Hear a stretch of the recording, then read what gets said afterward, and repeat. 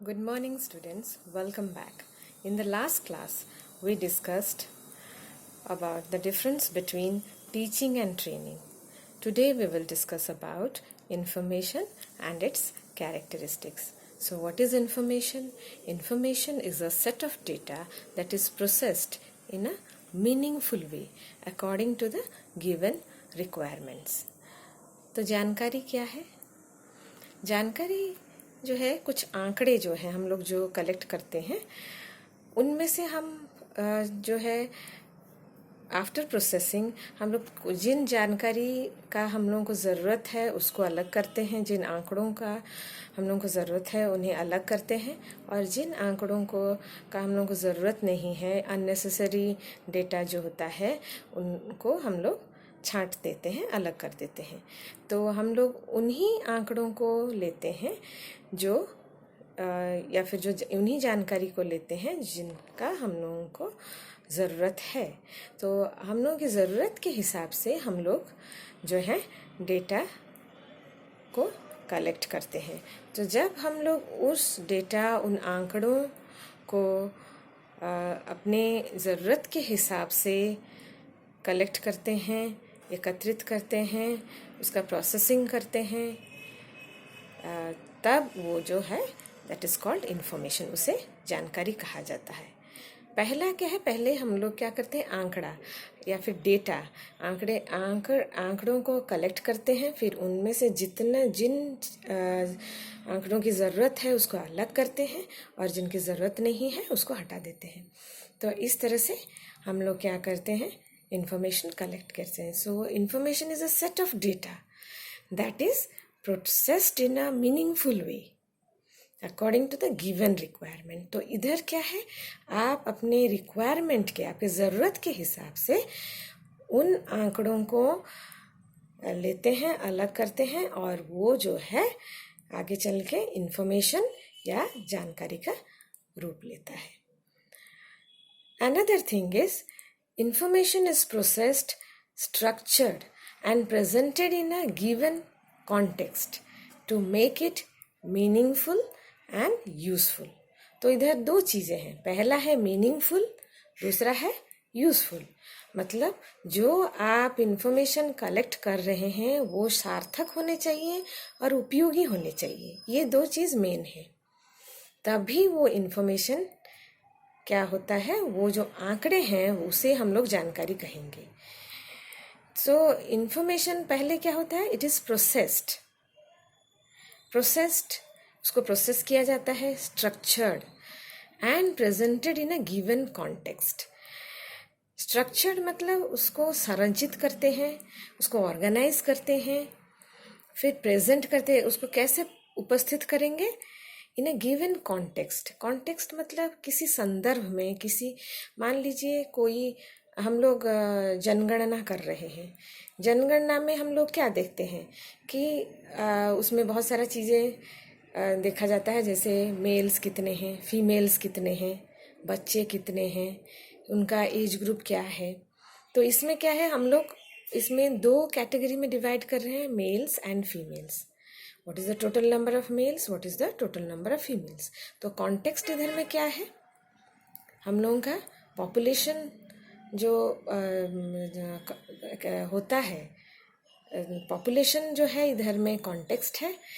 हम लोग जो जनगणना में, इधर में हम लोग गणना किस चीज़ का करते हैं, लोगों का करते हैं, संख्या का। तो ये हो गया आपका कॉन्टेक्स्ट, इसमें मेल्स कितने हैं, फीमेल्स कितने हैं।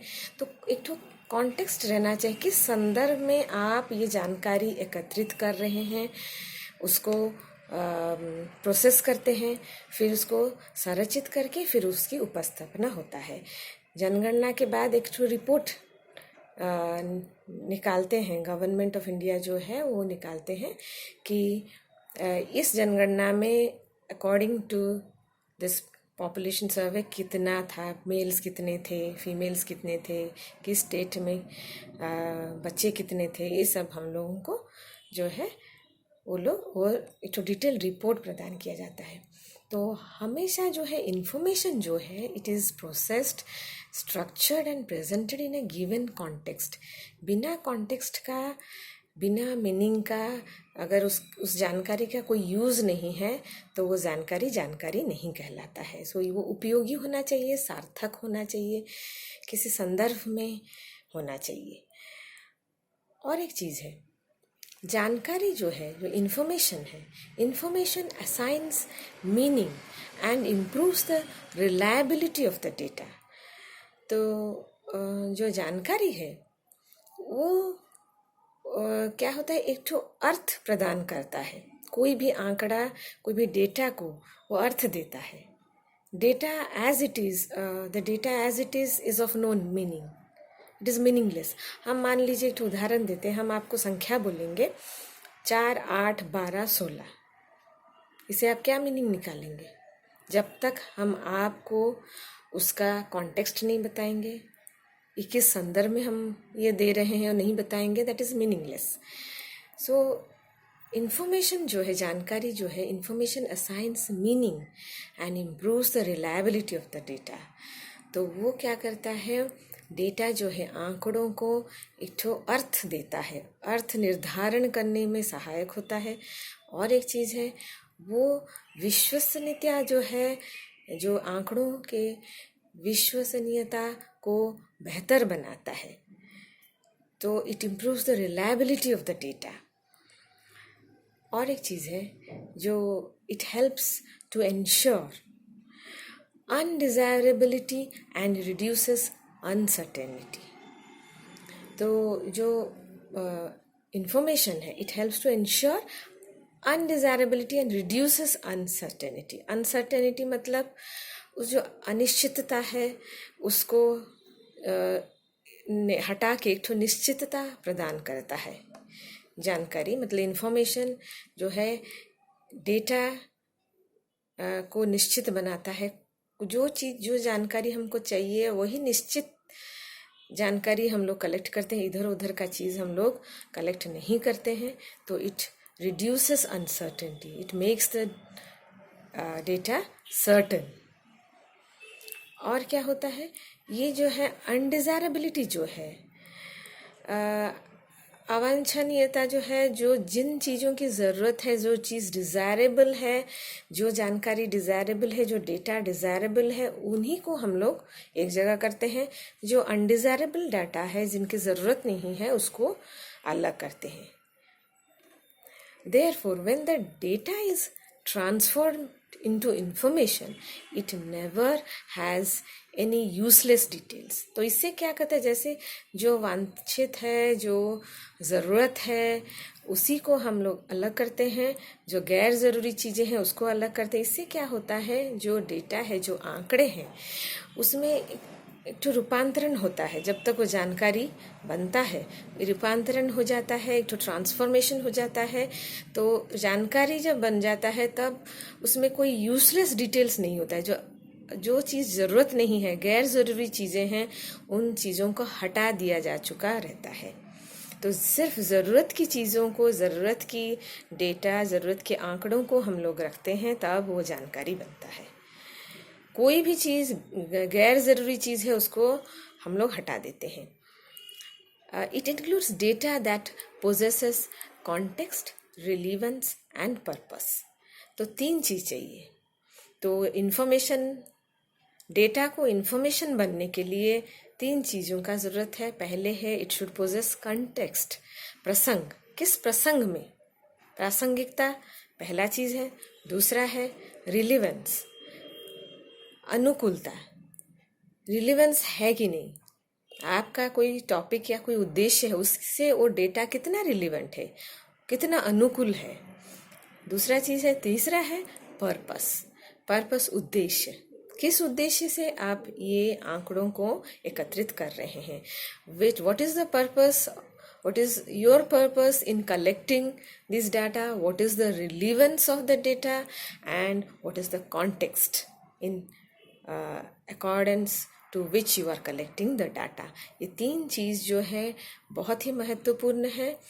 पहले है प्रसंग, किस प्रासंगिकता होना चाहिए उन आंकड़ों का, आपके टॉपिक, आपके उद्देश्य, आप जिस वजह से उन आंकड़ों को एकत्रित करें, कलेक्ट कर रहे हैं, उनकी प्रासंगिकता होना चाहिए, दूसरा है उद्देश्य होना चाहिए, तीसरा है अनुकूलता। वो रिलीवेंट होने चाहिए, आपके टॉपिक से वो रिलीवेंट होने चाहिए। मान लीजिए एक तो उदाहरण लेते हैं, आप लोगों को बोला जाएगा कि आप लोग एक परिवार में आपके लोकेलिटी में जो परिवार हैं उनका इनकम किस इनकम ग्रुप में आते हैं वो डेटा कलेक्ट कीजिए। तो इसमें आप क्या देखेंगे, आप को स्ट्रिक्टली बोला गया है कि इनकम ग्रुप में कौन आते हैं, इस जो उनका जो इनकम है किस ग्रुप में वो आ रहे हैं। तो आपको उनका इनकम पूछना है, जानकारी उनको इनकम को लेके लेना है। ये नहीं कि आप जाके उनके परिवार में कितने सदस्य हैं, कहाँ उनका ओरिजिनल प्लेस है, कहाँ से वो बिलोंग करते हैं, कौन से स्टेट से बिलोंग करते हैं, उनके लाइक्स एंड डिसलाइक्स, हॉबीज़, तो this are irrelevant. So you should collect relevant data, जो रिलीवेंट हो इस विषय को, इस टॉपिक को, आपके उद्देश्य को लेके अनुकूल हो, रिलीवेंट हो। और एक चीज़ है, information also involves the manipulation of raw data which eventually becomes knowledge. तो हम लोग क्या करते हैं, जो डेटा जो है, जो रॉ डेटा है, जो आंकड़े हैं, हम उनको जो कलेक्ट करते हैं उसको मैनिपुलेट करते हैं अकॉर्डिंग टू आवर नीड्स। हम उसमें जो ज़रूरत है उसको रखते हैं, जो ज़रूरत नहीं है उसको हटा देते हैं, जिन जानकारी का ज़रूरत है उसको अलग करते हैं, और उन जानकारियों में हमको क्या चाहिए उसको अलग करते हैं। फिर उसके बाद वो जब, तो रॉ डाटा उसके बाद क्या बनता है, इंफॉर्मेशन बनता है, जानकारी बनता है। फिर उसके बाद जानकारी के बाद वो इवेंचुअली, अल्टीमेटली, अंततः वो क्या होता है, नॉलेज बनता है आगे चल के। तो पहला जो है आंकड़े हैं, रॉ डेटा है, जो मूल तथ्य हैं, जो आप आंकड़े प्रारंभिक और मूल तथ्य जो आप एकत्रित करते हैं वो आता है। उसके बाद उसको प्रोसेसिंग किया जाता है, आंकड़ों को मतलब आप प्रोसेस करते हैं, उसके बाद वो इन्फॉर्मेशन बनता है, जानकारी बनता है। उसके बाद क्या होता है नेक्स्ट स्टेप में, जब उसमें एक्सपीरियंस एंड इंट्यूशन ऐड करते हैं तो फिर उसके बाद ही वो नॉलेज बनता है। एक्सपीरियंस मतलब जब उसमें आप अपना अनुभव डालेंगे और आपका अंतर्ज्ञान या अंतर्बोध, इंट्यूशन उसमें ऐड करेंगे, वो नॉलेज बनता है। इसका मतलब क्या है, पहले जो है रॉ डाटा, जो मूल तथ्य, जो आंकड़े हैं वो कलेक्ट कर लिए, फिर उसको आप प्रोसेस किए तो वो इन्फॉर्मेशन बना according to context, relevance and purpose, फिर वो जानकारी बन जाता है। उसके बाद आप अपने अनुभव से कि ये जो जानकारी है मेरे जो विषय वस्तु से कितना ये रिलीवेंट है, वो आप अपने अनुभव से उसको अलग करते हैं। जो आपको लगता है कि नहीं ये मेरे काम के लिए रिलीवेंट है उसको रखते हैं, जो इरिलीवेंट है उसको हटाते हैं। So that you do according to your on the basis of your experience. आप इधर अपना अनुभव अप्लाई करते हैं, किसको रखना है, किसको हटाना है। फिर उसमें आप अपना इंट्यूशन अप्लाई करते हैं, शायद ये सही है या फिर इसको रखना है कि नहीं रखना है। उसके बाद जाके वो नॉलेज बनता है, it is converted into knowledge. So this is the step. First there is data, then we process the data, then it becomes information. After that when we apply our experience and intuition, lastly it is transformed into knowledge. Ultimately and eventually it becomes knowledge. So students, now let's discuss what is the importance of important characteristics of information. तो अभी हम लोग चर्चा करेंगे कि जो जानकारी है उसकी कुछ प्रमुख विशेषताओं के बारे में चर्चा करेंगे। Number 1, the main characteristics of information are, number 1 is accuracy, completeness, relevance and availability. तो the main characteristics of information first is accuracy. Accurate होना चाहिए। जो इन्फॉर्मेशन है हम लोगों के पास वो इट शुड बी एक्यूरेट, इधर उधर का नहीं होना चाहिए। मान लीजिए एक्यूरेट इसलिए होना चाहिए क्योंकि आप जिस टॉपिक के ऊपर आपको तथ्य चाहिए, डेटा चाहिए, आंकड़े चाहिए, इट शुड बी एक्यूरेट। इधर उधर का बात उसमें कुछ हम लोग इंक्लूड नहीं करेंगे। सेकेंडली, कंप्लीटनेस, इसका मतलब क्या? संपूर्णता।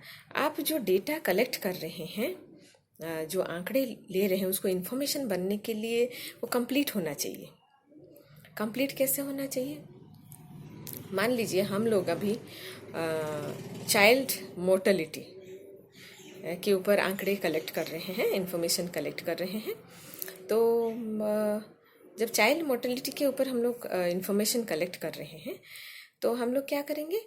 तो हम लोग देखेंगे कि जो बच्चे हैं, 5 साल के नीचे तक के जो बच्चे हैं, उनमें जो है मृत्यु हार जो है वो कितना है, वो देखते हैं। तो 5 साल के तक बच्चे जो हैं कितने हर स्टेट में, तो इसमें हम लोग मान लीजिए सिर्फ जो है मेल चाइल्ड का आंकड़ा कलेक्ट करते हैं और फीमेल चाइल्ड का नहीं करते हैं। सो दिस इज़ इनकम्प्लीट इन्फॉर्मेशन। जब आप आंकड़े चाइल्ड मोर्टेलिटी के ऊपर, शिशु मृत्युहार के ऊपर कलेक्ट कर रहे हैं, तो आपका जो इन्फॉर्मेशन है वो कंप्लीट होना चाहिए। ये नहीं कि आप सिर्फ जो है मेल चाइल्ड है, जो लड़का बच्चा है, उसके ऊपर कलेक्ट कर रहे हैं और फीमेल चाइल्ड को आप लोग कंसिडर नहीं करें। So this is incomplete information. आपको कंप्लीट इन्फॉर्मेशन जो है वो कलेक्ट करना है। Next is relevance. Relevant to the topic. Infant mortality के ऊपर अगर हम लोग डेटा कलेक्ट कर रहे हैं, so there is no need to collect data for the mortality in general. मृत्यु हार इन जनरल जो है उसके ऊपर हम लोगों को कलेक्ट करने का ज़रूरत नहीं है, क्योंकि वो इरिलेवेंट हो जाएगा, उसका इससे कुछ लेना देना नहीं है। मृत्यु हार अगर इन जनरल हम लोग कलेक्ट करेंगे, मोर्टेलिटी इन इंडिया, देन उसमें क्या होता है, उसमें अडल्ट पर्सनस आएंगे, फिर चिल्ड्रन भी आएंगे, सब लोग आएंगे। तो जो when we are considering child mortality, we should take into consideration only child mortality related to the children, not the adults. We have to distinguish between these two, adult mortality and child mortality. फिर availability क्या है? मतलब उपलब्धता। अब मान लीजिए हम लोग तो डेटा कलेक्ट कर रहे हैं, लेकिन जिस विषय को लेके हम लोग डेटा कलेक्ट कर रहे हैं वो हम लोगों के पहुंच के बाहर है। मतलब हम लोगों के आसपास जहाँ हम लोग रहते हैं वहाँ हम लोगों के पहुंच के बाहर है। हम डेटा कलेक्ट करने के लिए वहाँ तक नहीं पहुंच सकते हैं, या फिर डेटा अवेलेबल नहीं है, तो ऐसे में पॉसिबल नहीं होगा डेटा कलेक्ट करना। तो डेटा कलेक्ट करना पॉसिबल नहीं होता है। तो ये चीज़ हम लोगों को ध्यान में रखना होगा कि पहला है एक्यूरेसी होना चाहिए, कंप्लीटनेस होना चाहिए, रिलीवेंस होना चाहिए, एंड फोर्थली अवेलेबल होना चाहिए। डेटा अवेलेबल होना चाहिए, नहीं तो हम लोग कहाँ से डेटा कलेक्ट करेंगे अगर अवेलेबल ही नहीं है। तो सेकेंड इम्पॉर्टेंट कैरेक्टरिस्टिक जो है इन्फॉर्मेशन का, information is said to be facts provided or learned about someone or something. तो फैक्ट्स जो है, तो इन्फॉर्मेशन क्या है? इन्फॉर्मेशन जो है तथ्य है। ये किसके बारे में तथ्य है? किसी के बारे में, किसी आदमी के बारे में, किसी व्यक्ति के बारे में, या फिर किसी चीज़ के बारे में भी हो सकता है। समवन और समथिंग, इधर में व्यक्ति विशेष हो सकते हैं या फिर वस्तु विशेष भी हो सकते हैं। तो जो हम लोग तथ्य हैं वो इन व्यक्ति विशेष से भी रिलेटेड हो सकते हैं, वस्तु विशेष से भी रिलेटेड हो सकते हैं। सो ये जो तथ्य हैं वो information is said to provide facts about someone or something. तो हम लोग जो है किसी के बारे में या किसी चीज़ के बारे में जब हम लोग तथ्य एकत्रित करते हैं, संग्रह करते हैं, उपलब्ध कराते हैं, तो that is information. thirdly, no defined connection between ideas. तो ये जो डेटा जो होता है या फिर जो जानकारी जो होता है, इसमें कोई कनेक्शन, आइडियाज, मान लीजिए आपके मन में एक विचार आया, फिर दूसरा विचार आया, तो इधर में क्या होता है, कनेक्शन आइडियाज़ के बीच में नहीं होता है, लेकिन जब आइडिया को आप अप्लाई करते हैं इन रियल लाइफ सिचुएशन और उसके अंतर्गत उस आइडिया को अप्लाई करके आप डेटा कलेक्ट करते हैं, डेटा को जो है क्लास डिस्टिंग्विश करते हैं, उसको अलग करते हैं, जो ज़रूरत है उसको अलग करते हैं, तब जाके वो जानकारी बनता है। As it is the ideas के बीच में कोई कनेक्शन नहीं होता है। आइडियाज़ आपके मन में एक आइडिया, दो आइडिया, तीन आइडिया आ सकता है। मान लीजिए वही उदाहरण अगर हम लोग लें कि हम लोग एक ठो उदाहरण लेते हैं कि जो बच्चे जो हैं स्कूल क्यों नहीं आते हैं, सरकारी स्कूल में बच्चे क्यों नहीं आते हैं, मतलब अटेंडेंस क्यों ज़्यादा नहीं है। अगर हम लोग ये चीज़ देखेंगे तो हम लोगों के दिमाग में बहुत कुछ आइडिया आ सकता है कि कैसे ये पता लगाएं कि कारण क्या है। तो हो सकता है कि एक आइडिया है कि हम लोग बच्चों को जाके डायरेक्ट पूछें कि क्यों तुम लोग नहीं आते हो। अभिभावक से पूछ सकते हैं, पेरेंट्स से पूछ सकते हैं कि आपके बच्चे क्यों नहीं स्कूल आते हैं। और एक है टीचर से पूछ सकते हैं कि बच्चे क्यों नहीं आ रहे हैं। और हो सकता है कि वो आसपास, स्कूल के आसपास या जो लोग हैं स्कूल में और जो कर्मचारी काम करते हैं उनसे भी पूछ सकते हैं। तो ये अलग अलग आइडिया है to know about why the children in government schools, why the attendance in the government schools is low. तो ये पता लगाने का अलग अलग तरीका है, अलग अलग आइडियाज़ हैं। तो इनके बीच में ज़्यादा कनेक्शन नहीं है, लेकिन जब हम लोग वो डेटा कलेक्ट करने के बाद में उसको लिंकअप करते हैं, उसका रीज़न, कारण से लिंक करते हैं, तब क्या होता है, ये जो डेटा है इट बिकम्स रिलीवेंट। उसमें एक तो कनेक्शन पैदा होता है कि इन कारणों की वजह से जो है बच्चे स्कूल नहीं आते, तो दैट इज़ रिलेशन। लेकिन एज इट इज़ आइडियाज़ के बीच में कोई नहीं। इसमें से कौन सा आइडिया हम अप्लाई करेंगे अपना इन्फॉर्मेशन कलेक्ट करने के लिए, तो that depends on me, that is no connection between them. ठीक है, नेक्स्ट फोर्थ पॉइंट है इट्स अवेलेबिलिटी। जो इन्फॉर्मेशन है, information as availability to the right person at the right time. So और एक चीज़ ध्यान में रखना है कि आप जो जानकारी प्रदान कर रहे हैं सही व्यक्ति का सही समय पर। तो जानकारी आप तभी आपको अवेलेबिलिटी या आप उसको आपको अवेलेबल हो सकता है जब आप सही व्यक्ति से पूछेंगे और सही वक्त पर पूछेंगे, क्योंकि जिसके पास जानकारी है वही आपको जानकारी दे सकता है। पहला चीज़ है, जिसके पास जानकारी नहीं है आप अगर उससे पूछने जाएंगे तो वो आपको कोई जानकारी नहीं दे सकता है। और सही समय से हम लोग क्या समझते हैं कि एक तो राइट टाइम, सही वक्त होना चाहिए कोई भी मतलब जानकारी को प्राप्त करने का। एक तो उदाहरण लेते हैं, मान लीजिए रास्ते में जो है आप जा रहे थे, सामने देखे आगे वाला जो गाड़ी है उसका एक्सीडेंट हो जाता है।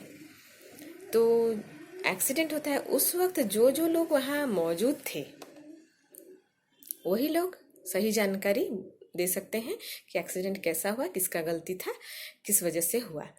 मान लीजिए 1 घंटा बाद जो आदमी वहाँ आता है देखने के लिए कि मतलब अरे इधर एक्सीडेंट हो गया है, उसको आप पूछेंगे तो उससे आपको तो जानकारी नहीं मिलेगा, क्योंकि जब एक्सीडेंट हुआ उस समय पर वो उपस्थित नहीं था। वो सुनी सुनाई बात आपको बता सकता है लेकिन सही जानकारी वो आपको नहीं दे सकता है।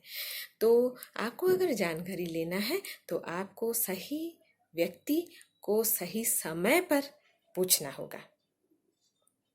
समय भी बहुत ज़रूरी है। समय क्यों ज़रूरी है? क्योंकि ऐसा होता है ना, वक्त के साथ आदमी बहुत कुछ भूल जाता है। अगर आप उसको इन रिटन फॉर्मेट, लिखित रूप में आप लिपिबद्ध करके नहीं रखते हैं तो आप उसको भूल जाते हैं। बाद में 10 दिन बाद अगर वही चीज़ आप पूछेंगे तो हो सकता है वो आदमी बहुत सारा जो इम्पोर्टेंट डिटेल्स है वो भूल गया होगा और आपको वो प्रोवाइड नहीं करेगा। तो जानकारी के लिए सही वक्त चाहिए, सही वक्त में सही व्यक्ति से उसको आपको लेना है। Fifthly it enhances learning. जो इन्फॉर्मेशन एनहांसेस लर्निंग, तो ये जो है जो है विस्तार जो है आपका अधिगम के विस्तार में सहायक होता है, क्योंकि जो लर्निंग है उसमें हम लोग क्या करते हैं? When a child learns, when he is informed, when he is given information, when he does something by himself or he gets that information from somebody else, it is not a big question. वो किसी और से वो जो है उसको information मिलता है या फिर खुद से करके वो इन्फॉर्मेशन प्राप्त करता है, लेकिन मेन चीज़ है जानकारी से ही लर्निंग होता है। जब तक आप अज्ञान है, आपको जानकारी नहीं है, आपको कुछ पता नहीं है, आप लर्न नहीं कर सकते हैं, आप सीख नहीं सकते हैं। तो पहला चीज़ है आपको जानकारी होना चाहिए कुछ भी सीखने के लिए। So information enhances learning. So students, today we discussed what is information and what are its important characteristics. So I hope it will help you in your studies. Thank you very much.